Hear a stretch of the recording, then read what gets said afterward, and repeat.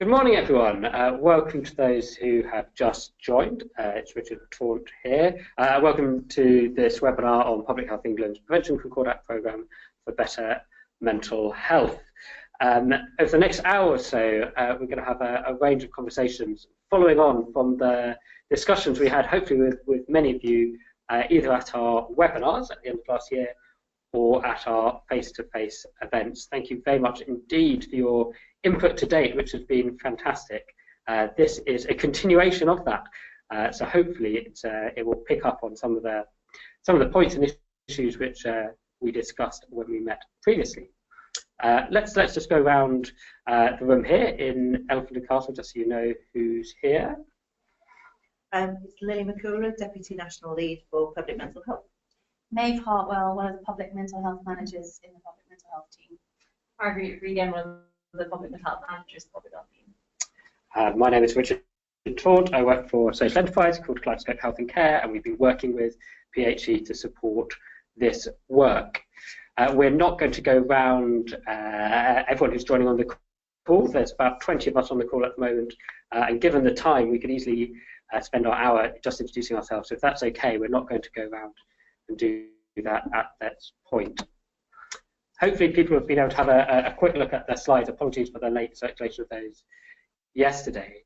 But just to remind people that if you joined a webinar at the end of last year, the same rules apply for how you can get involved. So 3 principal ways. First of all, if you'd like to join in the discussion verbally, you just need to raise your hand, which is the little symbol which either looks like a hand or sort of a sideways hairdryer, if you mind, thinks a bit like mine. But if you click on that, then we'll be able to come and unmute you and invite you to join the conversation verbally. The second way is to pop in comments by text, so using the question function. And if you put in those comments, they'll come to us, and then we'll answer those, respond to those in batches. And then the third way, if those ways aren't working for you, is to get in touch via email. Email Tanuj. Taryn's email is just there, and then we can feed those comments into the discussion as well. Finally, if you are having any technical difficulties, don't panic. Drop Taryn an email or give them a ring, and we'll do our very best to help. We should say we are recording this webinar this morning, as we did with the previous webinars, so that we can share it with people who weren't able to make it on previous, to make it to this session. We'll be putting that on the website following the call. So what are we doing today? So we're going to try and cover 3 topics today. Very, very briefly, we're going to give you a recap of the aims of the programme. That will be very brief. We've talked a bit about that before. Second, we are going to be giving you an update on actually what are the key messages which came out of the engagement process and the range of events we had for that. And then third, is we're going to be discussing the proposed approach to the guidance which will be coming out as part of this programme, and would really welcome your feedback on that. So there's going to be lots of time to discuss both those key messages coming out of the engagement and the proposed approach. And if we've got a couple of minutes at the end, we'd also like to talk to you about how we can involve you as the work goes on. So I think if that's okay, without further ado, we will crack on. So just as a reminder that everyone is, because we've got a large number of people on the call, there's over 20 of us on the call as we speak. Everyone is in mute, just so that we don't sort of get interrupted by traffic or dogs barking or coffee cups clinking. So if you do want to join the debate, if you want to join the discussion, just raise your hand at the appropriate point, and we will bring you in. So if it's saying you're muted, that is deliberate, and we can bring you in as you like. Okay. Well, without further ado, Lily, are you going to give us a... So we thought it'd be good to just recap the programme for everyone, really, which is, if you've got any broader questions after I've done this section, then do just keep emailing them in to Tanuj. So we have the Prevention Concordat for Better Mental Health, which came from the Task Force report and has been reiterated this week with the Prime Minister's announcements. The aim of this is to galvanise local action, particularly on the prevention of mental illness and promotion of good mental health. We want to facilitate every area to put in place effective prevention planning arrangements, and we also want to enable every area to use the best data available to plan and commission the right provision to meet local needs. The work covers prevention in its widest sense, but also includes, obviously, the important element, which is the promotion of good mental health. Thanks very much, Lily. As I said, we're not going to dwell again on the aims of the programme, as we feel we've used time for Christmas particularly to focus on that. So we're going to move straight on to the engagement events. And I think, May, if you're going to introduce this. Yes, and first of all, I think we're just going to start with a massive thank you, because we managed to speak to over 200 people at 10 events. So thank you for everyone who's on the call today, because we know you've participated in some way before. And we're delighted that we were able to have so many people join us. So we had 5 webinars with 70 people joining those, 4 face-to-face events with over 125 attendees in York, Birmingham, Bristol and London. And we spoke to 18 NHS commissioners at their annual event in December. So as you can see, we've got a word cloud to show us all the different kind of feedback that we had from the attendees about the event. So anyway, thank you everyone who took part. May, thank you very much. So obviously that was, quite a significant effort, both in terms of the amount of time that people took out to take part, in terms of the events, and also in the webinars. So we wanted to play back to you what we heard. So we think there were 5 key messages, and I'll just list those and then go into those in a little bit more detail. So firstly, that children and young people are most likely to be prioritised at a local level, that universal interventions get less focused than targeted, but that's in particularly in terms of spending, that prevention is being interpreted in a broad sense, but there's no single definition that we heard, and that also that health and wellbeing boards aren't universally loved, but they are the best placed to own this locally. And also, we were quite heartened to hear that areas really do want to help, really do want help, and that's including about guidance and welcoming the idea of networks and online resources, which also was actually a reflection of the fact that this work overall is being received as being something that's very welcome. So going to that first point, children and young people, I mean, you'll see on each of these slides there are quotes from some of the things that we heard from a range of different types of audience. So I'm not going to go through the quotes, because you can peruse them yourself, but just do the key bullet points. So, as we said, children and young people were most likely to be prioritised in local areas, and that was a strong theme in each of the 3 local engagement events. Suicide prevention was nearly always in the top 3, and well, actually without exception in the top 3, also with community resilience and tackling social isolation being very, very common. What we thought was quite interesting by its absence was talk about health inequalities or wider determinants of health, and again we'll probably probe that a little bit more as we proceed. With lesson number 2, or what we heard number 2, is about universal interventions. So the participants we found struggled a little bit when we asked them about the balance between universal and targeted. For those who did answer, what was very common was about 30% saying universal, that there was a 30% universal, 70% targeted split. And this was also reflected both in terms of what was action as well as, but particularly in the case of spending and money. Importantly, I think for us was also that most attendees thought that that was the wrong balance, but also at the same time few thought it would shift, so that's another area for us to consider more closely. Third, on prevention and its definition. We had to really search hard to find any attendees who wanted a very limited definition of prevention. What we found as well was that the common theme of the common theme was that there was a broad interpretation, bringing in a range of social factors as well as services were highlighted. But that said, that although people were did similar things, a lot of times people were saying similar things but using very, very different words and language to articulate it. So again, there's essentially no shared understanding of the vocabulary that we need to use. On the Number 4, the point about health and wellbeing boards. Again, you know, we have sort of mixed reception in terms of whether or not people like them. But what was very clear that there was almost like a 2-horse race emerging, which was between whether or not this should be about health and wellbeing boards being in the lead or STPs. That said, most times, on balance, it was actually the health and wellbeing boards that won, with local authorities and CCGs as individual bodies being lead or agencies being barely mentioned. There was very strong support for this being everybody's business, and again, that reinforced the point about health and wellbeing boards being the people most likely to play this role.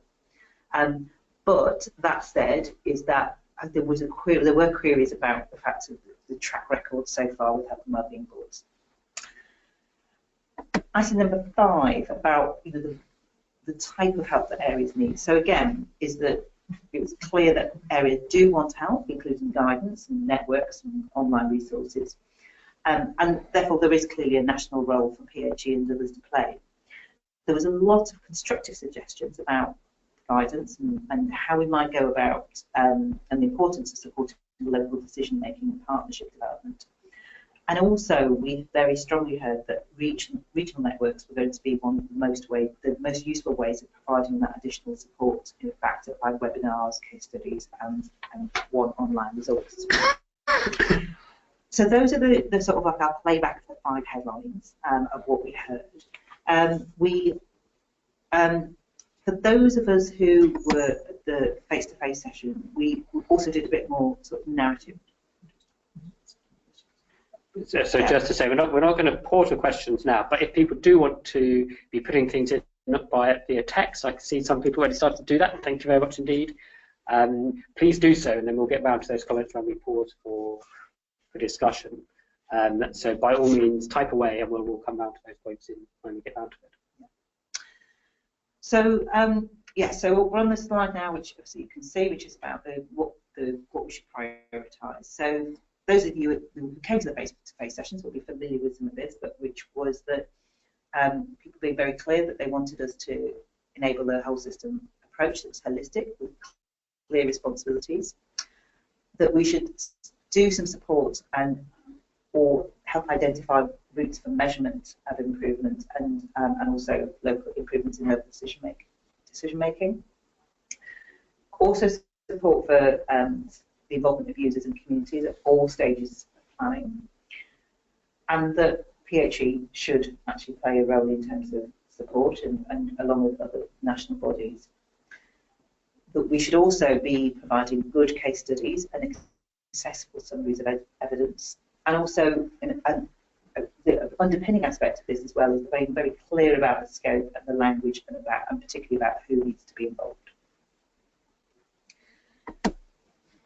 So our approach to the guidance so far has 6 parts, and we're working very closely with Kaleidoscope to kind of bring this at the depth to this and the richness that has come from the event. And also, so what we're going to do is actually do sort of a light touch run through these next few slides in order for us to have some further conversation later.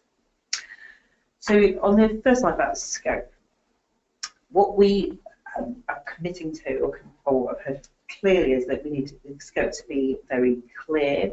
We've clearly got the 3 domains, but actually we also need to be very clear about who needs to be involved and also what our definition of a local area is and all those partnerships are. We also we'll be clear about what good looks like. So we'll be defining what effective planning arrangements look like across 5 domains. And so that's about needs and assets, about whole system approaches, definitions of success and outcomes and measurements for that. Putting this into practice, so case studies and how you might align work, and also the leadership and accountability arrangements. The development framework, we're very clear that where there's almost a developmental approach for local areas on this, and that different, well, from both from the start and continuing that areas will progress at different speeds. However, what we want to do is make sure that the framework actually will support areas to improve, so giving 3 levels of action to be taken. Some action by the local authority and CCG only, the second tier by all public sector, and the third level by all sectors. So again, that might include employers and other partners. Resources. So we'll be mapping out additional tools from those that we've already announced. So you know that in the spring we are, oh sorry, I've gone the wrong way actually. Sorry, I apologise. Let me go down back to the range of interventions. So again, and maybe no surprises for those of you who came to to the events, but the range of interventions are again in 6 categories. So whole population, pregnancy, children and young people, working age, ageing well, suicide prevention, and criminal justice. And this framework is how we'll structure the work in terms of advising local areas on determining their own priorities. That will be based on a clear and accessible range of interventions, drawing on the 2016 evidence review that was done by the Mental Health Foundation. Case studies, see again, very clear that lots of people want to need this both to illustrate what needs to be done and making their local case, but also to inspire. So we'll be linking these case studies to different stages of the framework. So there'll be case studies will be about both about how and what areas have done, and also including those important contact details.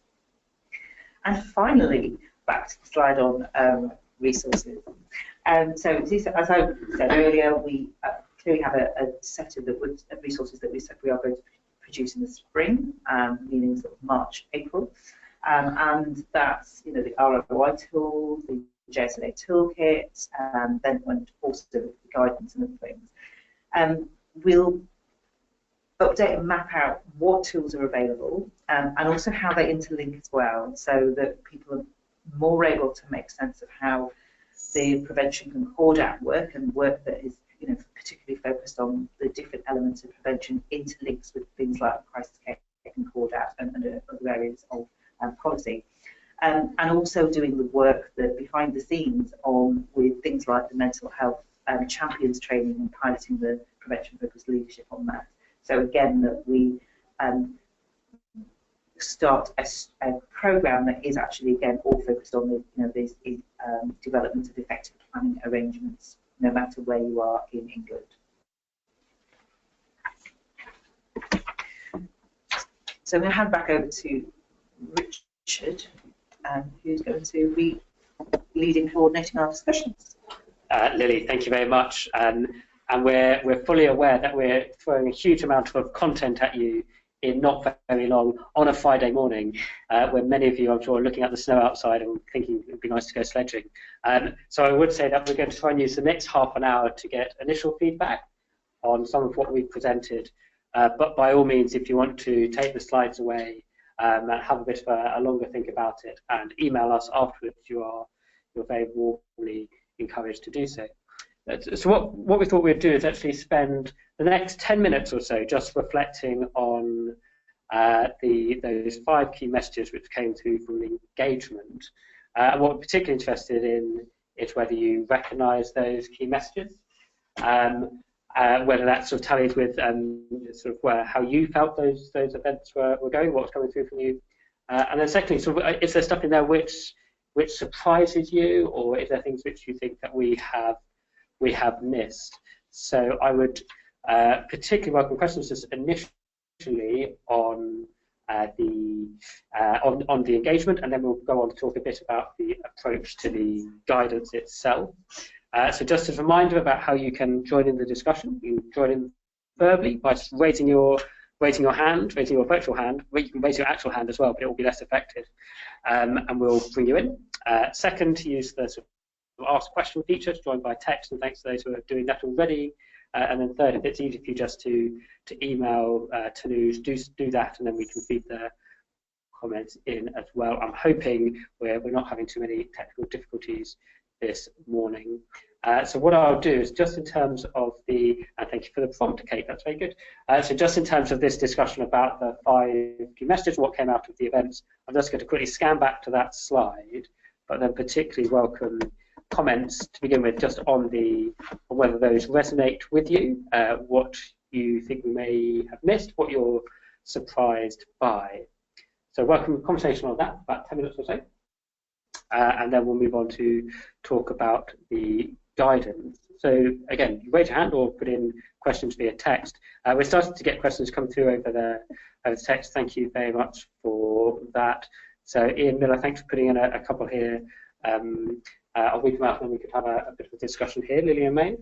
So firstly, Ian, you're saying that health and wellbeing boards, it was one of the findings from the engagement that most people thought they were best placed. And Ian, you're saying that, well, are they necessarily best placed in all areas?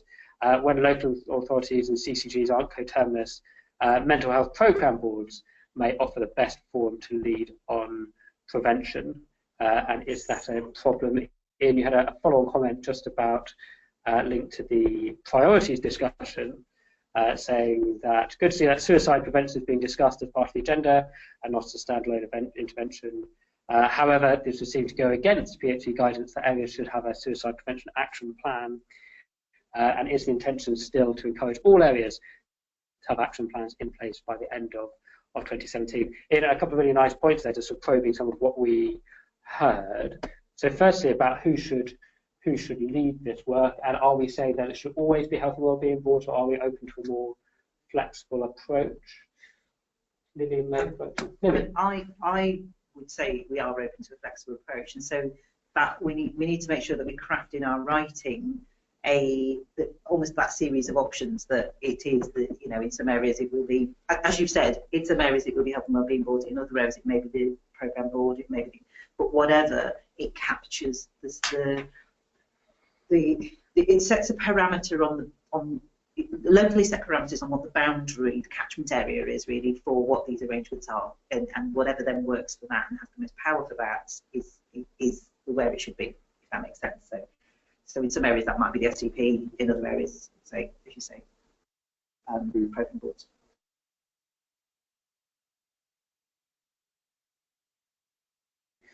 Thank you, Mark. And then the point around suicide prevention, are we still saying that every area must have a suicide prevention action plan? Yes, absolutely. Plan, and it may be that again in the way we've conveyed this, that again that's kind of been lost and sounds contrary to what we're saying here.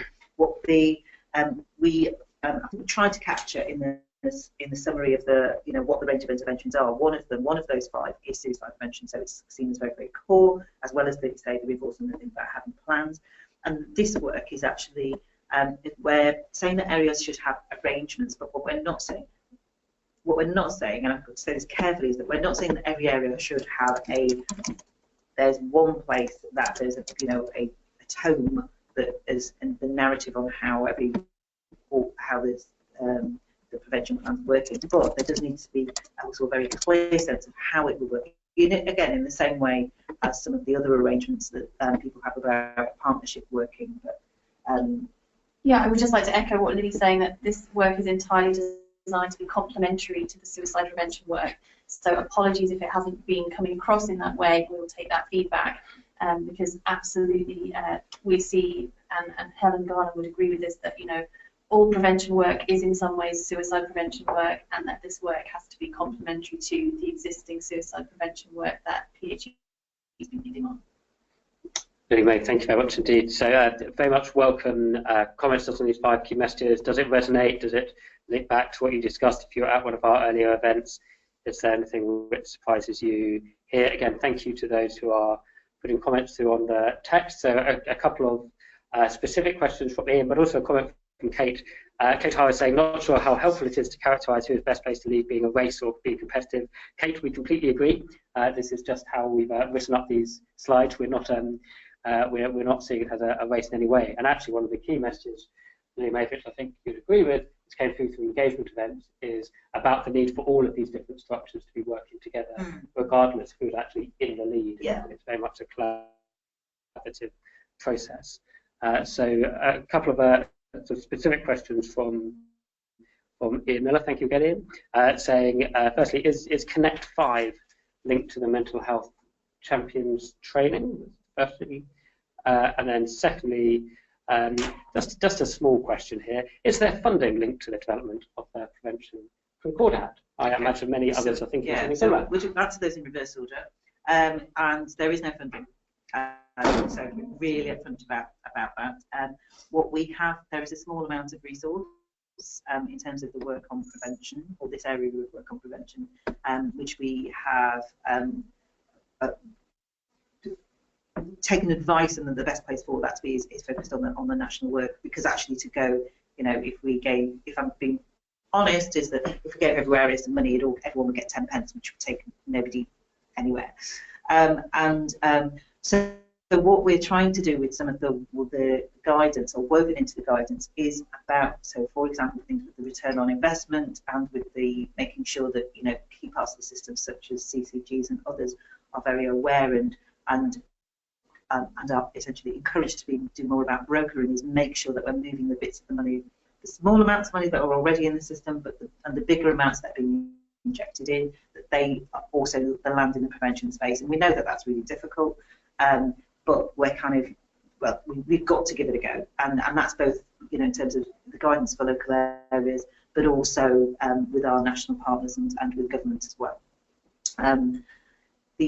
What was the other question? Connect 5. Connect 5. So we are starting. So Connect 5 is running in. And really, so just add one other. We had one other comment through on the email, just saying who's leading on the training, mental health champions. Okay. So mental health champions training.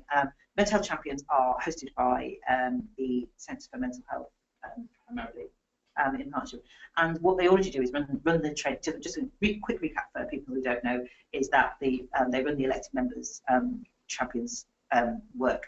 That we have noticed, and they agree, that actually more could be done in terms of enhancing their role as being prevention-focused leaders, and that's what this additional bit of the pilot is about. First of all, is just kind of getting them to understand better what could be done in terms of prevention and promotion, but in their leadership role.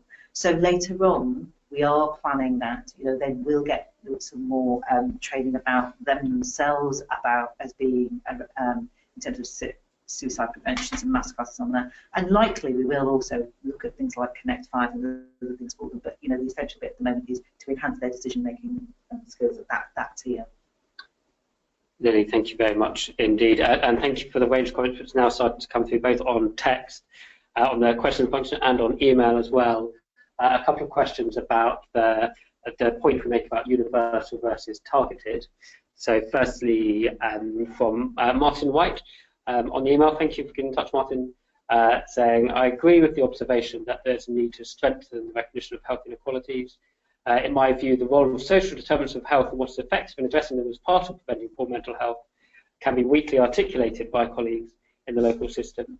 This seems to contribute to the default focus on targeted interventions, suicide prevention, etc., rather than universal community-based approaches. I'm sure, Martin, some might agree, some might disagree. This is the point of having a discussion.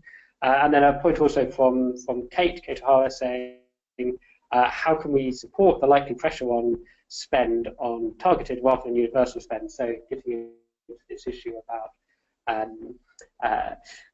there seems to be an imbalance, and how to actually address that given the financial pressures. Should we just pause on the universal versus targeted, and there's a couple of other comments to bring in. So there's a common, one of these findings being the pressure, particularly that universal interventions are under. Would you like to say anything in terms of how the guidance might seek to help that balance? It's all easy questions this Friday morning. Yeah, I mean, I suppose again, there's some of this will be captured in the guidance in terms of really.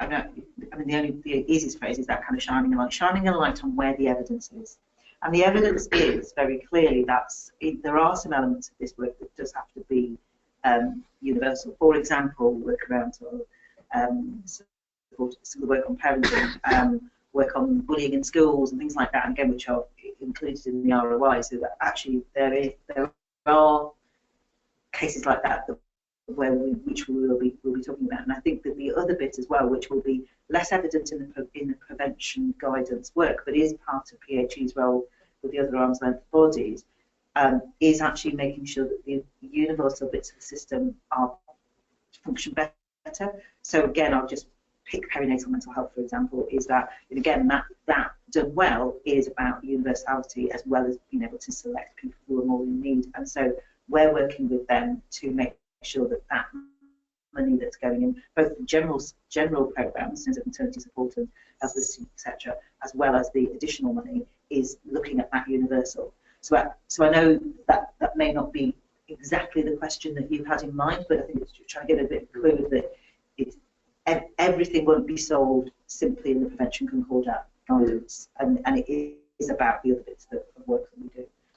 Really, thanks. Good answer to a very tricky dimension to the work. A couple of more specific questions coming through. Rebecca Elliott, thank you very much for coming through an email saying you mentioned the 2016 evidence review. Could you give us some more detail? Where to access? What's the title? Etc. Rebecca also asked about next steps, which we will certainly come to in due course. And then Martin Bold asking, in terms of leadership, is this not a statutory responsibility of local authorities to be leading this? So if we just take those 2 points, then we'll take a couple more points from the text, and then we'll move on to the discussion about the guidance. So firstly, the 2016 evidence review. Mate, well, where can we go? Well, we can definitely send a link around again after this webinar. It was published by the Mental Health Foundation, and it's called Taking Local Action. So yeah, we just need to make that available to people. We'd very much recommend it. I think if you Google Taking Local Action, Mental Health Foundation, you should definitely find it that way. It should be top of the list. And then in terms of, is this not local authority statutory responsibility to lead? So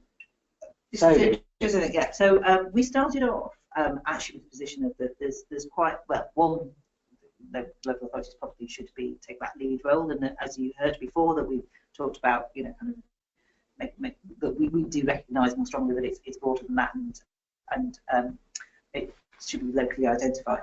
In terms of the statutory responsibilities, absolutely, some of the things within this will be statutory responsibilities of local authority. Some of them will be statutory responsibilities of CCGs and others. And again, I think that's the thing that will help make this happen. And so, as in making sure that the areas know that there's some of this work that is must do. However, again, as everyone knows, within statutory responsibilities, there are some elements which are much more, not optional, but the way that you deliver your statutory responsibilities are not always set in stone. And so the trick we're trying to pull off here, again, both by the guidance and again by the sessions we're having with the elected members, which are also drawing information from them, as well as actually enhancing their understanding, is actually about how do we make the best use of conveying that this has a link to what local areas must do, and again, including local authorities. And again, because if they don't understand that, then it will slip onto the list of the optional desirables, and we haven't got enough money to do so. And so for those of you who came along to our face-to-face events, you'll remember that one of the questions we asked you was really quite a pointed one about who do you think is in the best place to lead, and a range of people did put down it's everyone's business, which makes writing up the results quite tricky because it's everyone. But I think it really does show that just trying to pin it on one particular actor as being the lead isn't entirely in agreement with the broader approach. We're going to take just two further comments from the text. And then we're going to move on to the conversation about the guidance particular. So thank you all for sending comments through. I hope this is useful for you. So firstly, Matt Buttery, thanks very much for getting in touch, Matt, saying, in the definition of universal versus targeted, are we missing the opportunity to embrace proportionate universalism thinking? Thank you very much for that, Matt. And then secondly, Ian Miller saying, will PHE be supporting a particular focus for the prevention concordat agenda, for example, like time to change or 5 ways to wellness, or will another model be emerging with the research findings on evidence-based interventions due to come out soon? So firstly, is talking about proportionate universalism a good way to frame this? And are we thinking about a particular focus for the Concordat programme? Well, I think on the first question, just to say, I think we are meaning proportionate universalism when we say universal. So apologies that we haven't been completely explicit about that. It's absolutely crucial to us that this work narrows health inequalities and reduces health inequalities, and does not increase them. So thank you for bringing that and reminding us to make that completely explicit. So I hope that answers that question. On the second question, Ian, I'm not sure I'm entirely following the thrust of the question. So perhaps Richard could re-articulate, could just say it again for us, please. But I think, I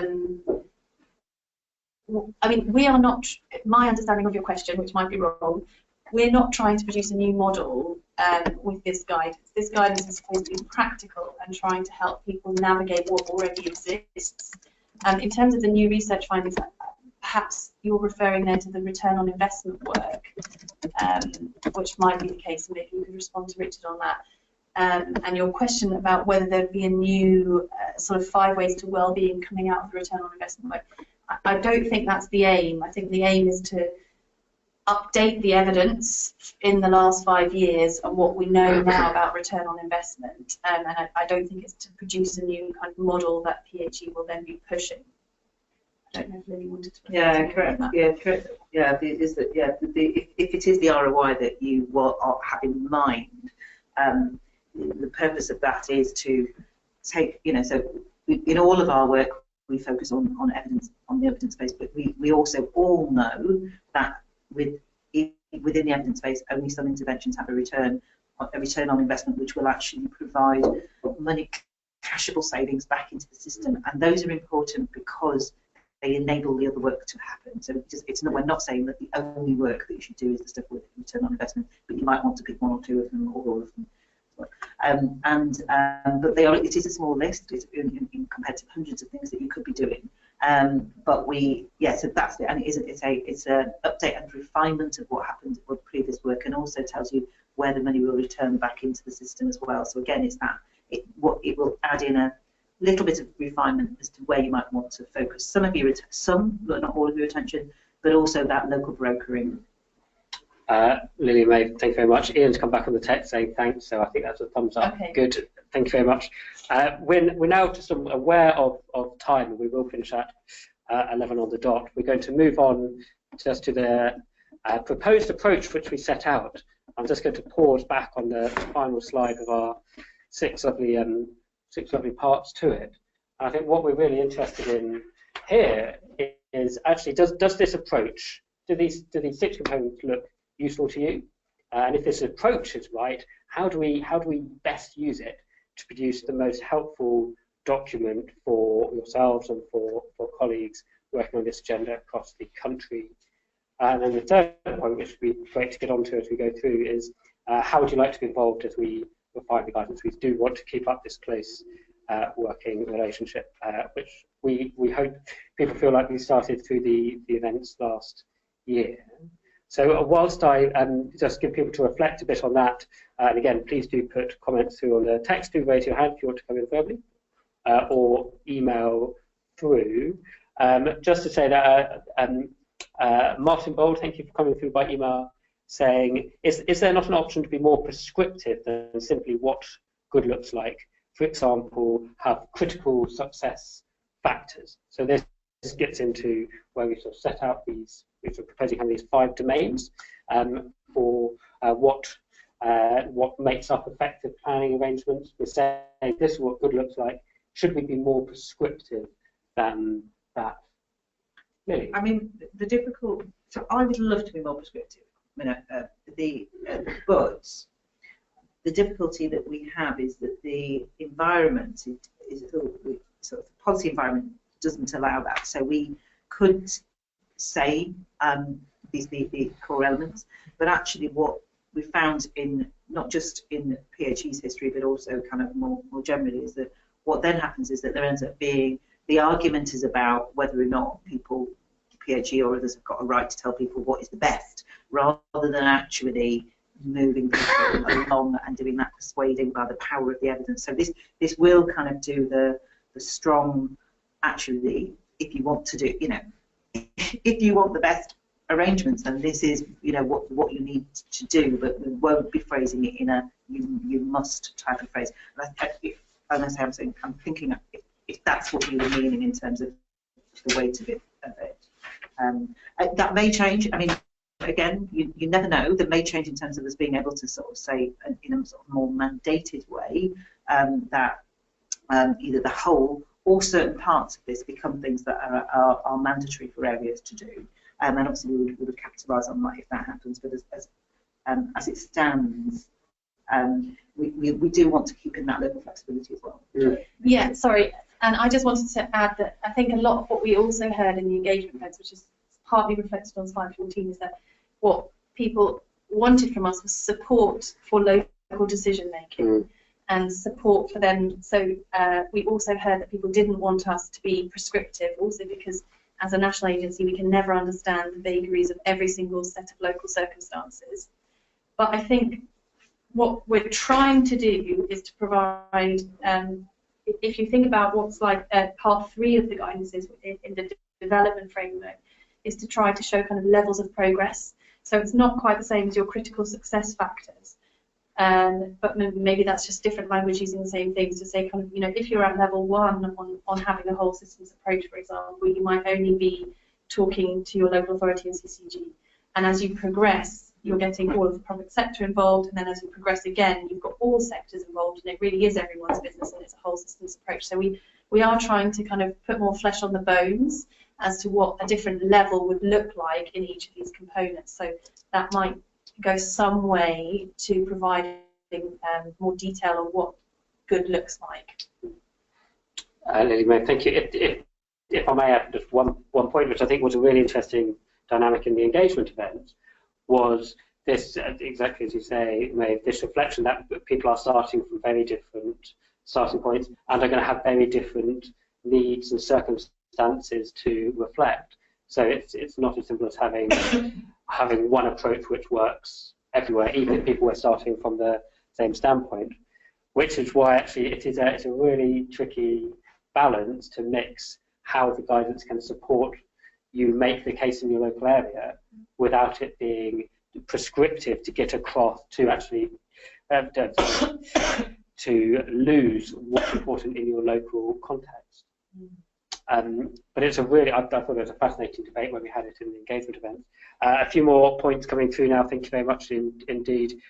So Kate Hara, thank you very much, saying a selection of briefings for targeted audiences which would be helpful, which highlight audience responsibilities as well as appealing to hearts and minds. That's a great point, Kate. Thank you very much. Jambon, thank you, saying the clear approach of self-assessment in describing what goods look like might be one to consider. Jan, I'm not so aware what that approach is, so you might want to just pop some stuff in the text. And we'll, So the clear model, for those who don't know, was originally set up around tobacco, has been extended to alcohol, and it is about peer review, essentially, and there's now some of the support that PHE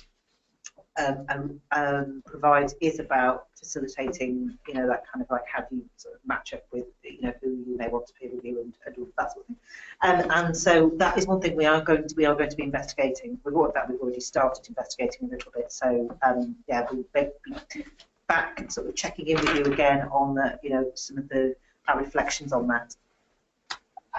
Thank you very much, and Lily, thank you for saving me from my ignorance. So a range of really useful comments here coming through. So we asked this question: does this approach look useful? We want genuine responses to this. Martin Bold, you've come back saying no, that there seems to be more steps than is necessary, and then saying, is there evidence, feedback from other initiatives that development frameworks are acted on in practice? And actually, it might be useful reflecting on what we know from Clear on that. And also saying case studies can be inspiring and insightful, but are often very abbreviated and frequently atypical. Some rigorous work on how to link local experiences to dissemination of best practice would be helpful, for example, a common format, but even that can still be used as a PR opportunity. And what about learning from failure? Martin, a range of really useful points there. So I think Stanley made firstly about how how do we want that development framework to be used? Are there other places we can learn from? And then secondly, how do we make sure that the case studies aren't, I think there's a point, Martin, you're making, that case studies can often be a bit glib, but how can we make them a genuinely useful part of the So one of the most successful examples of a development framework was the teenage pregnancy strategy, which was phenomenally successful. And when at the heart of it was development framework, it was about partnership working. In that time, there was a bit more money around, but actually, I think that all that were involved would say that that type of approach could still be adapted to now. And so that's one of our things of the sort of we have in mind as to both the how this can work and also, you know, again, the scale of what we could achieve. And again, that is did allow quite a lot of local flexibility actually, as well as kind of having these core elements as well. So yes, I think that's kind of thinking about that. And then the other element, maybe you want to. Yeah, sure. I mean, I think we're just very, very much alive to your points, Martin, about case studies being a kind of PR opportunity. And that's why I think we're trying to talk about these as learning case studies. And they're not necessarily examples of best practice. They're just examples of how other areas have done things. Particularly, you know, we're very alive to the point of sometimes it's easy to have join up when your CCG and local authority area are coterminous, but can we have an example when that's not the case of how you've got effective planning arrangements in place? So we're hoping that these are genuine learning case studies. I mean, I'm not, so I think what we'll do is really bear that in mind as this work is being developed. That's probably what I'd say on that. And Martin, I love your point about learning from failure. I think that's as someone with a bit of an improvement background, I can agree more. Ian, just asking, what was the example we just gave? The teenage pregnancy development framework. Oh right, okay. Oh gosh, I forgot that. Not everybody would know that. So apologies there. Yeah, so the teenage pregnancy framework sort of set out, and it had six or seven domains, which meant that, you know, it took people right from the start from being teenage pregnancy is not just about pregnant moms. It's about, you know, sort of conception, you know, how do you prevent the conception in the first place? How do we do better sex and relationships education? So it brought in, by having those, you know, actually there's an element about the law in there as well. So by doing that, it actually kind of gave everyone areas where they could develop better with some clear approaches as to how they might do that. But it also importantly as well through in who the different partners would be that in there. So again, it was, you know, everyone.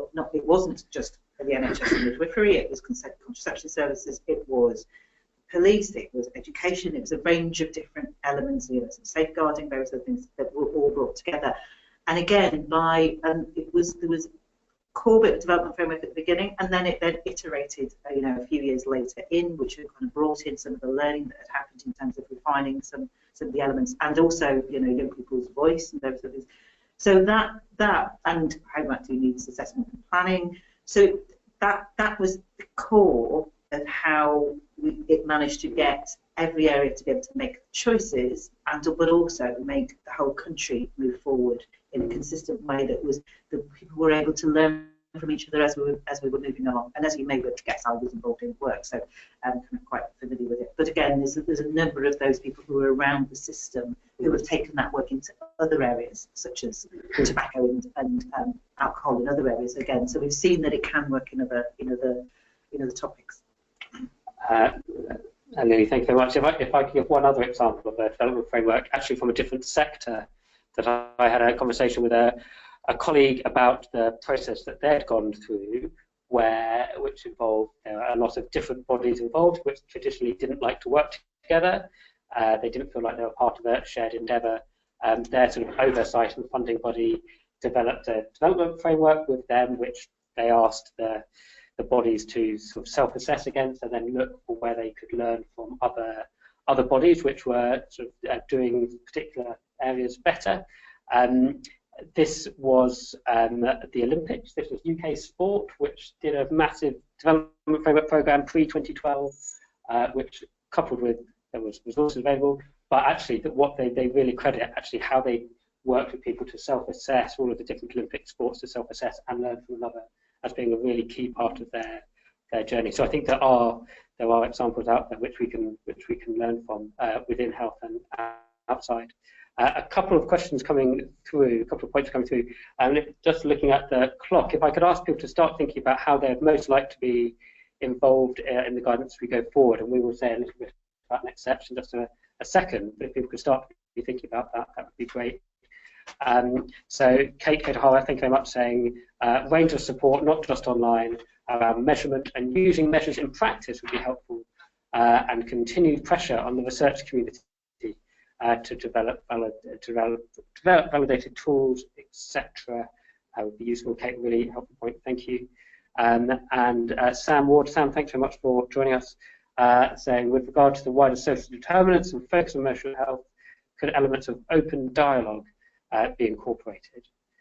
So there's 2 points there, which I'll ask if you just want to reply to those, but also if you could sort of mention about what's happening next and when we might next be in touch with people, that would be great. So from Kate around how we support people around using measures in practice, from Sam around how we have open dialogue, and then also just a bit about next steps. Before we answer, I'm going to ask a question, which is, and the person who asked about open dialogue, just to give a little bit more detail about what you mean by that. In terms of the, unless familiar, yeah, I'm just not familiar with the phrase, the term. So maybe you want to do what's happening in the next steps. Okay. I was just wanting to check with you that you felt that was appropriate. So yes, thank you, everybody. In terms of next steps, the next phase for us is really drafting. So drafting of the guidance, and we're meeting with our steering group next Wednesday to reflect with them on the direction and shape of the guidance. And I meant to say in the conversation about development frameworks that we also are reflecting on the piece of work that Kaleidoscope have done about what is the best practice in what good guidance looks like. So we're trying to borrow from all of the learnings of how we develop this as good guidance.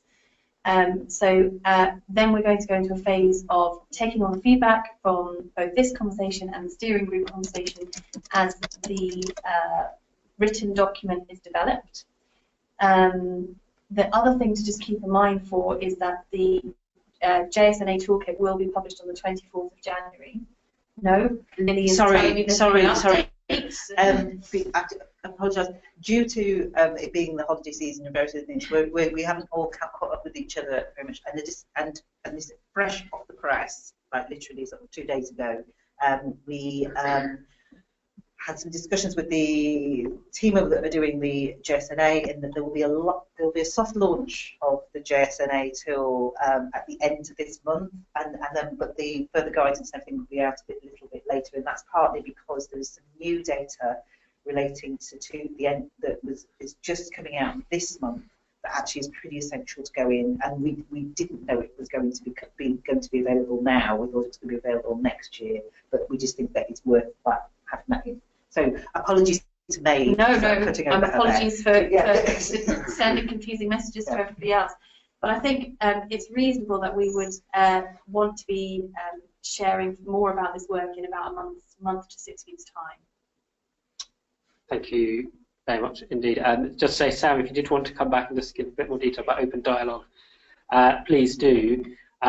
So I think the message is that we are very keen to continue to work with people. And Karen Spence, thank you very much. Really nice contribution here, saying in terms of future involvement, would like further webinars as appropriate. That's good to get to the end of the webinar and realise that people want more of them rather than less. I would also like the opportunity to view early drafts of the guidance and perhaps pilot it with our Mental Health and Wellbeing Partnership Board. Karen, that's a very kind offer. And I think what we're going to be doing is discussing with our steering group next week exactly how we best because we absolutely want to have end user eyes on the guidance, and that's kind of the purpose and focus of the steering group. So we will thank you very much for that offer, and we will play that back to the steering group. And I think if others are also interested in similar similar things, please do let us know, and we will certainly consider those, and that would be really potentially really helpful. Sam, thank you very much for coming back to say open dialogues and approach for early intervention in psychosis from Finland. Been very successful there. Immediate help, family social networks involved in treatment, psychological continuity in terms of team working with principal, with persons, 7 principals in total. Sam, thanks very much. I think that's something we'll look at and reflect on following this call. Thanks for bringing that up. With the time being 2 minutes to go, I welcome any closing reflections from Lily and May just before we finish. I mean, mine is mainly a thank you again. You know, I'm always astounded as to how rich the sort of conversations can be in this sort of forum, and I really appreciate the fact that you've been very open, and your offers to continue to be involved have been very, very constructive. Thank you.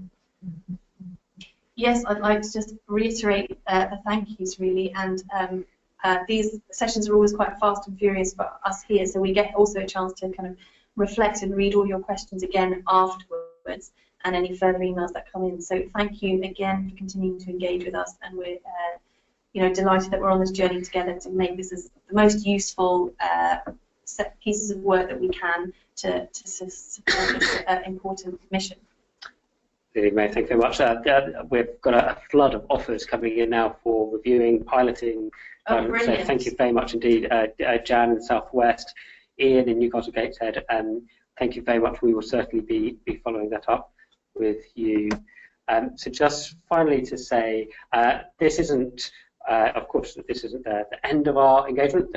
This is a long-term program which we really want to work with you for many years on, and certainly if there are further comments which or views which sort of suddenly strike you as soon as we end this call, please do get in contact. So firstly through Tanu's email address is there, and we'll be then thinking about how we best keep this conversation going. So I think without further ado, we will say that's the end for today. Thank you again, everyone. We've had around 25 people on the call. And I think really, just to echo, really fantastic contributions. So thank you very much, everyone. We look forward to continue working with you on this important agenda. Have a good Friday and good weekend, and we'll see you again. Bye. Bye. Thank you.